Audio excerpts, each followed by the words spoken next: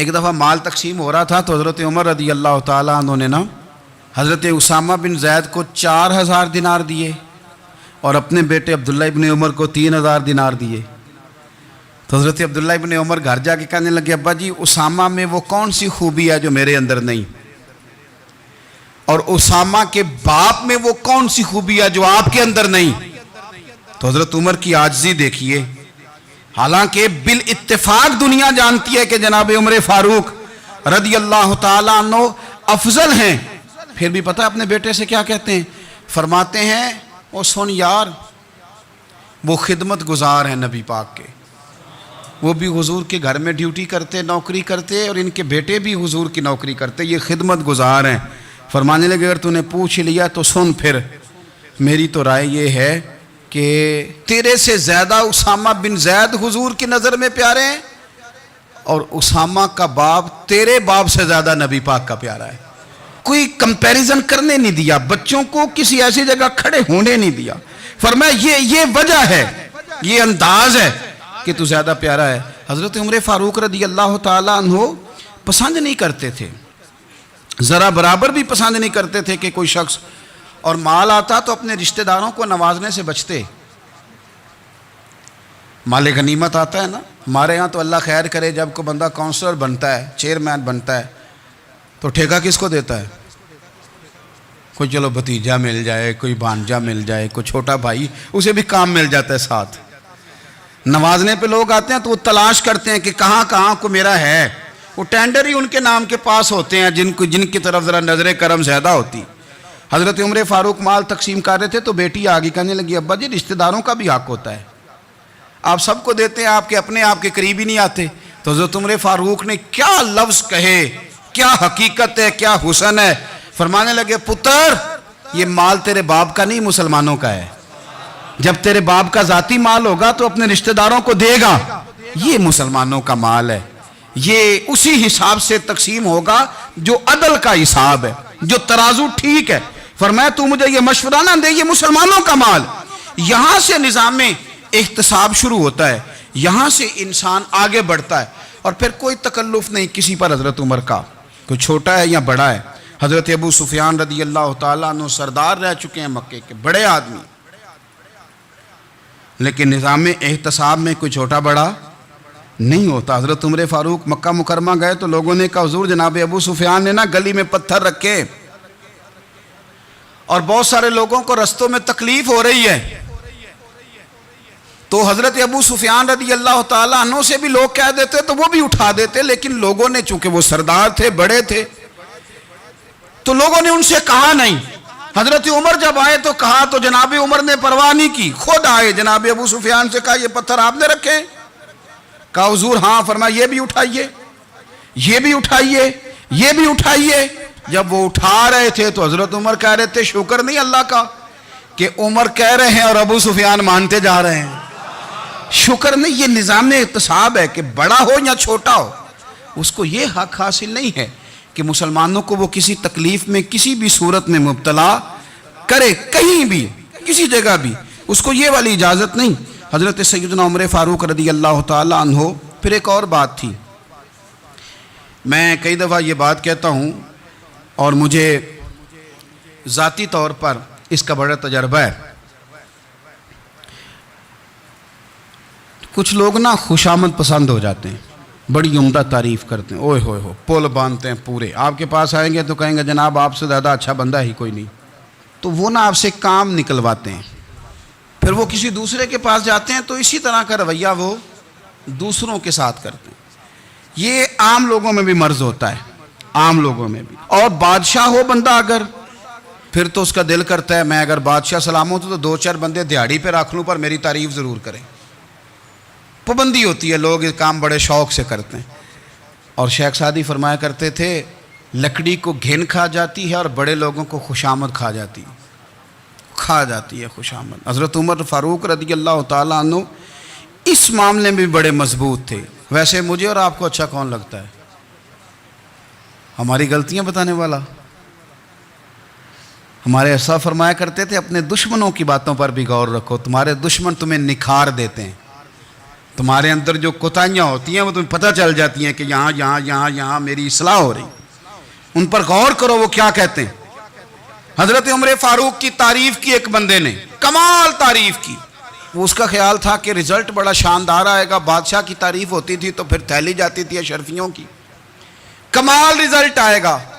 تو حضرت عمر جب وہ پوری کر چکا نا بات، تو فرمانے لگے تو خود بھی ہلاک ہوا اور مجھے بھی ہلاک ہی کر دیا ہے، خود بھی تباہ ہوا ہے مجھے بھی تباہ کر دیا۔ کس طرح کی باتیں کر رہا ہے؟ ایک بندہ اور آیا اور اس نے آ کے کہا کہ پوری امت میں سب سے افضل ہے فاروق اعظم آپ ہی ہیں۔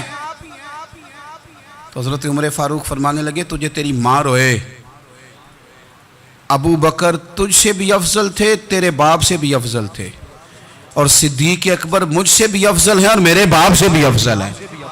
یہ تو کس طرح کی بات کر رہا ہے؟ یہاں ہر شے ہضم نہیں ہو جاتی، فوری طور پہ لوگ ڈکار بھی پورا نہیں لیتے۔ قرآن مجید نے کہا فَلَا تُزَكُّوا أَنفُسَكُمْ هُوَ أَعْلَمُ بِمَنِ اتَّقَىٰ، اپنے منہ سے نہ کہو میں پاک صاف ہوں، اللہ زیادہ بہتر جانتا ہے کہ تم میں سے پرہیزگار کون ہے۔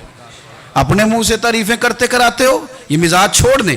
حضرت عمر رضی اللہ تعالیٰ عنہ پسند نہیں کرتے تھے۔ ایک آدمی نہ چلتا تھا وہاں تو بڑا متکبرانہ چال کے ساتھ چلتا، حضرت عمر نے دیکھا، یہاں تک احتساب فرماتے تھے، زمین پہ زور زور سے پیر پٹکتا، چال بڑی اس کی متکبرانہ، لوگ بڑے پریشان ہوتے۔ حضرت عمر نے ایک دن سمجھایا، باز نہیں آیا، اگلے دن پہ درہ نکال لیا، لگائے 4 درے، فرمایا آج کے بعد نہ چلنا اس طرح مدینے میں پیر پٹک پٹک کے۔ اس وقت تو اسے غصہ لگا، لیکن کچھ دیر کے بعد نا جب غصہ اترا تو حضرت عمر کے پاس آیا، کہنے لگا حضور اللہ آپ کا بھلا کرے، آپ نے درے نہیں مارے، آپ نے تو شیطان بھگا دیا جو میرے ساتھ چمٹا ہوا تھا، چمٹا ہوا شیطان آپ نے مجھ سے بھگا دیا ہے۔ یاد رکھیں مسند امام احمد بن حنبل میں حدیث ہے، اللہ کے پیارے رسول صلی اللہ علیہ وسلم فرماتے ہیں جو دنیا میں متکبرانہ چال کے ساتھ چلتا ہے نا، قیامت کے دن وہ اللہ سے اس حال میں ملے گا کہ رب اس سے ناراض ہوگا، متکبرانہ چال سے نہیں چلیں گے۔ تو حضرت فاروق اعظم رضی اللہ تعالیٰ عنہ کا یہ طریقہ تھا کہ آپ خیال کرتے، اور پتہ کس طرح کا آپ کا مزاج تھا؟ فرماتے تھے تقسیم کرو، دوسروں کا بھی خیال رکھو۔ جس طرح بندہ دیوانہ وار نہیں لوگوں کا خیال رکھتا کہ بندہ بگڑے کوئی نہ، دیوانہ وار۔ کچھ لوگ تبلیغ کرتے ہیں رسمی، اور کچھ لوگ ایسے ہوتے ہیں جو لوگوں کی اصلاح میں دیوانے ہو جاتے ہیں، ان کی خواہش ہوتی ہے یہاں بھی بندہ ٹھیک ہو جائے، یہاں بھی بندہ ٹھیک ہو جائے، یہاں بھی بندہ ٹھیک ہو۔ کچھ لوگ کڑی نگرانی کرتے ہیں کہ انسان بگڑنے نہ پائے۔ حضرت عمر فاروق رضی اللہ تعالیٰ عنہ نا گوشت والی دکان کے پیچھے جا کے بیٹھ گئے کئی دنوں تک۔ وہ کہنے لگا حضور یہاں کیا ہے؟ فرمایا تو اپنا کام کرنا۔ گوشت والی دکان پہ بیٹھے، کام کر اپنا، نگرانی کرنے لگے حضرت عمر۔ پھر آپ نے نا وہ بندے پکڑ لیے، کون؟ جو 2 دن مسلسل گوشت خریدنے آئے، پکڑ کے کھڑا کر لیا۔ فرمایا تو کل بھی گوشت لینے آیا تھا؟ حضور ہاں۔ فرمایا آج پھر کھائے گا؟ حضور جی۔ تو آپ فرمانے لگے کیا تیرے محلے سے غربت ختم ہو گئی ہے؟ تیرے رشتہ دار سارے پیٹ بھر کے کھاتے ہیں، تو 2 دن گوشت لینے آتا ہے؟ فرمایا آج کے بعد مسلسل گوشت لینے آیا تو درے سے ماروں گا، خبردار یہ کام نہ کرنا۔ یہاں تک نظام احتساب کا جب خیال رکھا جائے پھر حالات بگڑا نہیں کرتے، پھر وہ قابو میں رہا کرتے ہیں۔ حضرت عمر فاروق رضی اللہ تعالیٰ عنہ اس ترتیب کے ساتھ اصلاح کرتے، اس ترتیب کے ساتھ۔ سیدنا فاروق اعظم رضی اللہ تعالیٰ عنہ کی ایک بات آخر میں عرض کرنی ہے، وہ میں بھی اپنے اوپر لاگو کروں، آپ بھی غور کریں۔ حضرت عمر فاروق رضی اللہ تعالیٰ عنہ نے نا خط لکھا حضرت ابو موسیٰ اشعری کو۔ آپ فرمانے لگے یاد رکھنا جو گورنر، جو امیر اپنے رب کریم کی فرما برداری کرتا رہتا ہے نا، اس کی رعایا بھی اس کی فرما برداری کرتی ہے، اور جو لوگ اپنے رب کریم کی فرما برداری چھوڑ دیتے ہیں پھر جنہوں نے ان کی فرما برداری کرنی ہوتی ہے وہ ان کی فرما برداری چھوڑ دیتے ہیں۔ آپ نے سپہ سالاروں کو خط لکھے تھے، فوج کے جو جرنیل تھے، کمانڈو تھے، ان کو خط لکھے تھے، فرمایا جو سپاہی نماز نہیں پڑھتا اسے فوج سے نکال دو، اور ساتھ لکھا تھا یاد رکھو جو رب کا وفادار نہیں وہ ہمارا کیسے ہو سکتا ہے، نکال دو ان لوگوں کو، فوج سے الگ کر دو۔ ہم آج جو بے پناہ پریشان ہیں، ہمارے بچے بات نہیں مانتے، شاگرد بات نہیں مانتے، ہم شکوے کرتے ہیں، بے ادبی بڑھ گئی۔ ادب کے ساتھ میں گزارش کروں گا بڑوں کی بارگاہوں میں، جو میری طرح کے بڑے بنے ہوئے ہیں، بزرگوں سے نہیں بات کرتا، ان سے میں کہوں گا کہ ہمیں ایک دفعہ اپنے اوپر بھی تو غور کر لینا چاہیے. کہیں ایسا تو نہیں ہے کہ ہم جب تک اللہ تعالیٰ کے فرما بردار تھے، جب تک ہم تقوی کے معیار پر تھے، ہماری بات ماننے والے ہماری بات مان رہے تھے. کہیں ایسا تو نہیں کہ ہم اس معیار سے ہل گئے ہیں تو اب جو ہمارے فرما بردار تھے وہاں سے ہل گئے. حضرت عمر رضی اللہ تعالیٰ عنہ فرمایا کرتے تھے کہ لوگوں کو عجب میں مبتلا نہیں ہونا چاہیے. خود پسندی کا جو ماحول ہوتا ہے اس سے لوگوں کو ہمیشہ نکلنا چاہیے. حضرت عمر کے ایک صاحبزادے نے کنگھی کر لی، اچھا لباس پہن لیا تو درہ مارا جناب عمر نے. تو آپ کی بیٹی کہنے لگی ابا جی یہ تو بالکل جائز ہے، اچھے کپڑے پہننا، اچھا لباس پہننا اور سر میں کنگھی کر لینا، اس پر درہ کیوں مار دیا؟ تو آپ فرمانے لگے بیٹا یہ خود پسندی میں مبتلا ہونے لگا تھا، یہ اپنے آپ کو بہت بھلا سمجھنے لگا تھا. اس کا خیال تھا کہ میں ہی ہوں، میرے علاوہ کوئی نہیں. یہ اس مقام پہ جا رہا تھا جہاں اس کی تربیت رک جاتی، اس لیے درہ مارا ہے. ایک دفعہ حکومتی معاملات کے اندر آپ کی اہلیہ نے مشورہ دینا چاہا. بڑے کام بیویاں نہیں کرتی، بڑے بڑے معاملات میں مداخلت نہیں کرتی.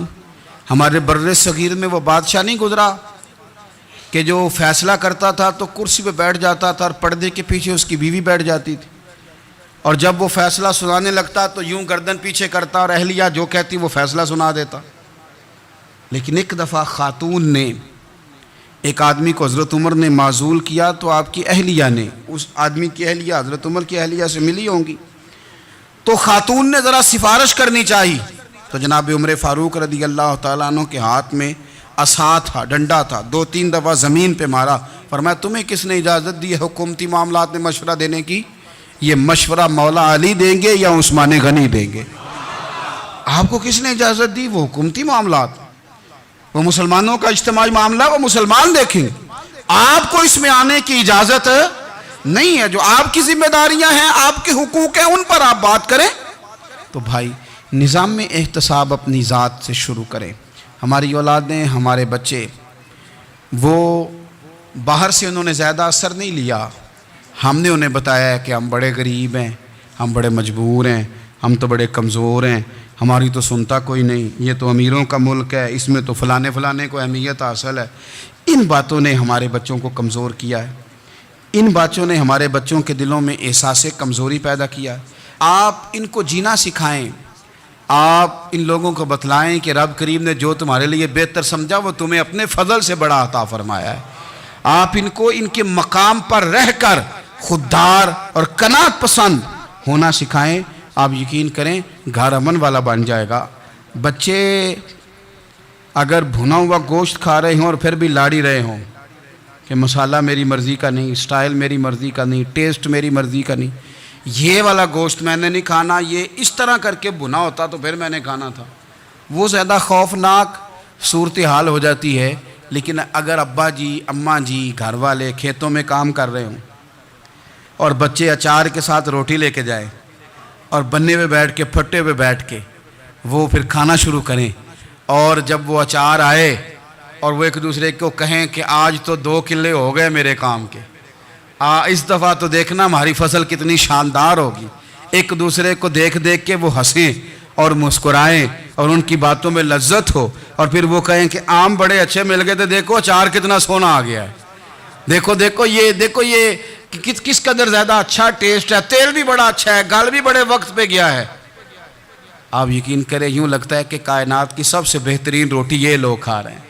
یہ سوچ حضرت عمر نے ہمیں دی ہے، یہ فکر جناب عمر نے ہم تک پہنچائی ہے. اللہ ہمیں سمجھنے کی توفیق عطا فرمائے. آخر دعوایا ان الحمدللہ رب العالمین.